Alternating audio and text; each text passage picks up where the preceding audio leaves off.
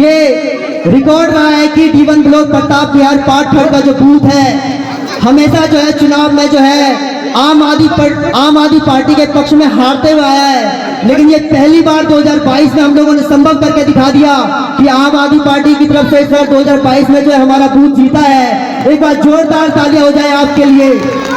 आप लोगों ने ये तय करके दिखा दिया कि आप लोग धर्म और जाति के ऊपर नहीं, आप लोग जो है हिंसा और अवरोध और गतिरोध के लिए नहीं बल्कि काम के लिए वोट देने वाले लोग हैं। आप लोगों ने काम के लिए वोट दिया। आप सोचिए, आप इस बात को सोचिए, एक सामान्य ज्ञान का सामान्य से विद्यार्थी हूँ, एक छोटी सी बात समझता हूँ कि जब तक रोटी कपड़ा और मकान की जरूरत इंसान की पूरी ना हो जाए तो समाज और संस्कृति से वो कभी जुड़ ही नहीं सकता। 1915 में जब गांधी जी पहली बार हिंदुस्तान की धरती पर कदम रखते हैं तो वो देखते हैं कि हमारा देश जो है रोटी कपड़ा और मकान की जरूरतों के लिए जो है बेसिक नेसेसिटी के लिए फाइट कर रहा है। उसके 100 साल बाद 2015 में भी दिल्ली की सत्ता पे, दिल्ली की कुर्सी पे एक आम आदमी, एक आम इंसान अरविंद केजरीवाल जी बैठते हैं और वो देखते हैं कि हमारा जो देश है वो रोटी कपड़ा और मकान की समस्याओं के लिए आज भी लड़ रहा है, आज भी जूझ रहा है। ऐसा क्यों? क्योंकि हमारे महीने का जितना भी एक बेसिक इनकम होता है, हमारी जो सैलरी होती है, हमारी जो आय होती है औसतन, उसका बहुत सारा खर्चा जो है वो हमारा बिजली में, पानी में, स्वास्थ्य में, शिक्षा में, बस में, किराए में, मेट्रो में निकल जाता था।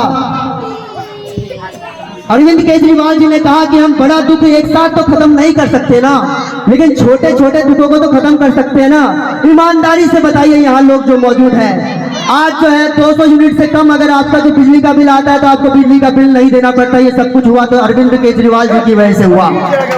आज जो है आप अगर अपने बच्चों को प्राइवेट की जगह अगर सरकारी स्कूल में पढ़वाते हैं तो आपको जो है इस बात की चिंता नहीं होती कि आपके बच्चों को अच्छी पढ़ाई नहीं मिलेगी। आज मैं खुद एक टीचर हूँ, बहुत सारे स्टूडेंट हमारे पढ़ते हैं, यहाँ पर भी बहुत सारे स्टूडेंट हमारे खड़े हैं, वो कहते हैं कि प्राइवेट स्कूल से ज्यादा अच्छा काम जो है आज सरकारी स्कूल में है, सरकारी स्कूल में ज्यादा अच्छा लगता है पढ़ना। आप सोचिए कि पूरे हिंदुस्तान के अंदर ऐसा कोई मॉडल ही नहीं आया हेल्थ का, डिसेंट्रलाइजेशन ऑफ हेल्थ। जिन लोगों को तबीयत खराब होती थी, डेंगू, मलेरिया, टाइफाइड के लिए क्षेत्र कितना परेशान रहता था 2015 से पहले। आज आप लोग इस बात का तो हकीकत मानेंगे ना कि इस साल डॉक्टर साहब से बताया, मैंने इस बात को पूछा था कि सर कितना केस आ रहा है, वो कहते हैं कि 70 to 80% केस जो है रिड्यूस हो गया है। आप खुद इस बात की गवाही है, हम सब लोग जो है इससे का कष्ट सह चुके हैं। तो मोहल्ला क्लिनिक का जो एक कॉन्सेप्ट है, ये जो आपको जो बेनिफिट दिया गया है, इसमें जो है आपको संजय गांधी नहीं जाने दिया, आप अब अम्बेडकर नहीं जाना पड़ता, अब LGP नहीं जाना पड़ता, अब एम्स नहीं जाना पड़ता। छोटी मोटी बीमारियां जो है आप तो इन मोहल्ला क्लिनिक से ही खत्म कर सकते हैं। ईमानदारी से बताइए कि नहर पे मोहल्ला क्लिनिक बनवाया नहीं बनवाया हमारे माननीय विधायक विधुराज झाजू ने? ईमानदारी से बताइए कि रमेश चौक पर जो है आपका मोहल्ला क्लिनिक बनवाया नहीं बनवाया हमारे माननीय विधायक विधुराज झाजू ने? अब ईमानदारी से बताइए कि कर्ण विहार के अंदर मोहल्ला क्लिनिक बनवाया कि नहीं बनवाया हमारे माननीय विधायक विधुराज झाजू ने? अब ईमानदारी से बताइए कि कर्ण विहार के अंदर मोहल्ला क्लिनिक बनवाया नहीं बनवाया हमारे माननीय विधायक विधुराज झाजू ने? तो आपका जो है बिजली का समस्या खत्म कर दिया, उसके पैसे खत्म कर दिया, आपको उसका पैसा नहीं देना, आपको 200 यूनिट से कम आ रहा है। शिक्षा की समस्या खत्म कर दी आपकी, एक शिक्षा की समस्याएं आपकी खत्म कर दी। आपकी जो है आपका हॉस्पिटल के अंदर की जो टेंशन होती है उसमें खर्चा जाता था 100% का 20% तो अगला हॉस्पिटल में देना पड़ता था, वो सब खत्म कर दिया आपका। अब जो आपकी सैलरी है वो पूरी आपके हाथ में है।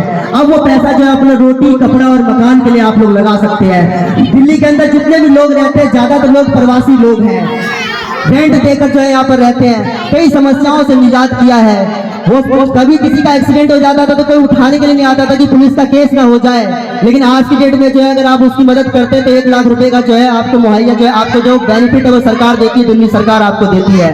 देश की सेना के लोग जो है अक्सर जो है सरहदों पर मरते थे, शहीद होते थे, लेकिन कोई इनके परिवार को देखने वाला नहीं था। अरविंद केजरीवाल जी पहले मुख्यमंत्री बने जिन्होंने जो है इनको धनराशि के साथ जो है जो भी मदद दे सकते थे वो मदद देने का काम किया। तो हमारे D1 ने भी ये सोचा कि काम के लिए एक सरकार हमारे बीच में आई है, हम काम के लिए उनको वोट देंगे। 20 साल रंजीत पासवान जी 20 साल जो है भारतीय जनता पार्टी के जो है सिपाही बनकर खड़े रहे, लेकिन क्या मिला हमें? हमने जो है इस D1 के अंदर माननीय विधायक जी सारे के सारे लोग जो है ज्यादातर जो है भाजपाई थे।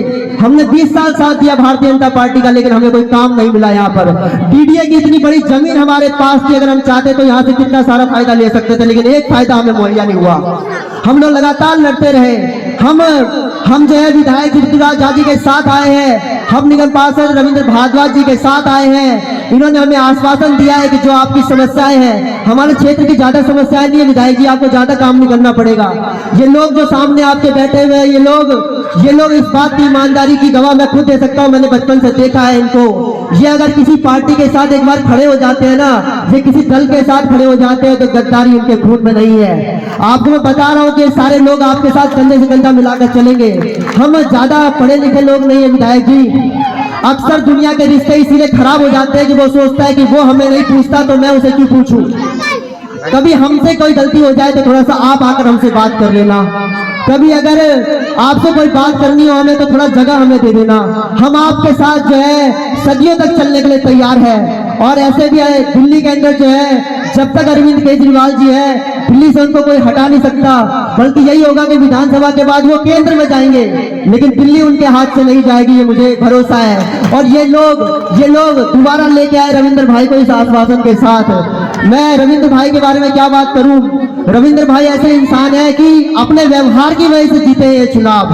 सबसे पहली चीज ये है, जहाँ जितने भी लोग हैं रविंद्र भाई नाम से चेहरे से जानते हैं सबको। ये व्यवहार आपने युवाओं के कंधों पर जिम्मेदारी दी थी। आपने जो है वार्ड 41 की जिम्मेदारी 2017 में जब रविंद्र भाई को दी थी तो उन्होंने वादा किया था अपने मैनिफेस्टो में कि मैं अगर जीता तो वार्ड 41 का पहला नगर निगम का जो है स्कूल बना कर दूंगा। वो स्कूल आपके पीछे खड़ा है, आप जाके देख सकते हैं। उन्होंने 2017 में वादा किया था कि मैं पूरे किराड़ी विधानसभा का पहला पार्क जो है वो बनाकर दूंगा। शहीद भगत सिंह पार्क पीछे बनकर तैयार खड़ा है, आप जाकर देख सकते हैं। हमारे रविंद्र भारद्वाज जी ने वादा किया था कि जो है पहला कूड़ादान जो है वार्ड 41 का बनाकर देंगे, आपके पीछे वो कूड़ादान खड़ा है, आप जाकर देख सकते हैं। रविंद्र भारद्वाज जी ने वादा किया था कि वो पहली लाइब्रेरी जो है वो पूरे वार्ड 41 का बनाकर देंगे, अमन विहार में वो जाकर खड़ा है, आप विजिट कर सकते हैं जाकर। रविंद्र भारद्वाज जी ने हमसे वादा किया था कि बैंकेट हॉल की दिक्कत होती है, उसके लिए जमीन दिलवाने का काम किया है।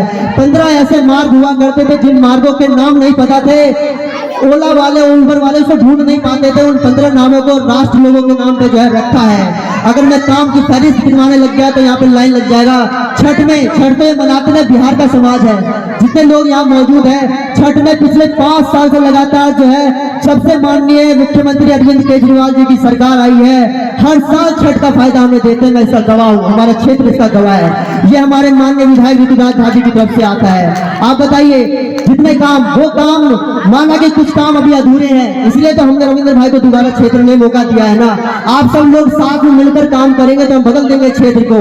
1484 वर्ग किलोमीटर फैला हुआ हमारा ये शहर दिल्ली, जिसकी जनसंख्या 1,80,00,000 से ऊपर है, जिसे संभालने की जिम्मेदारी एक मुख्यमंत्री, एक राज्यपाल, एक पुलिस प्रशासन, 7 सांसद, 70 विधायक और 250 वार्डों पे काम कर रहे निगम पार्षद की है।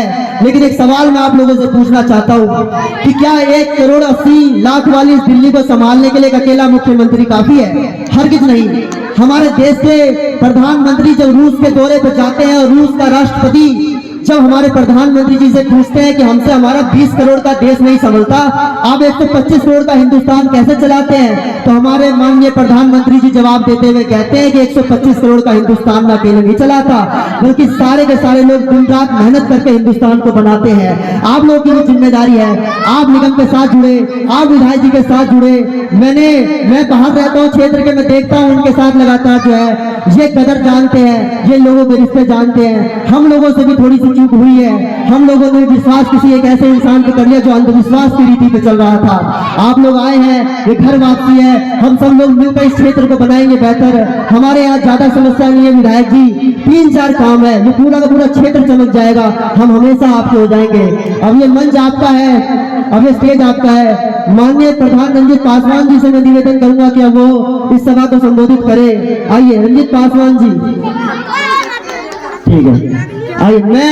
हमारे एक बार मैं चाहता हूँ पीछे तक जितने लोग मौजूद हैं, आप सब लोग जो है हमारे वार्ड 41 से नवनिर्वाचित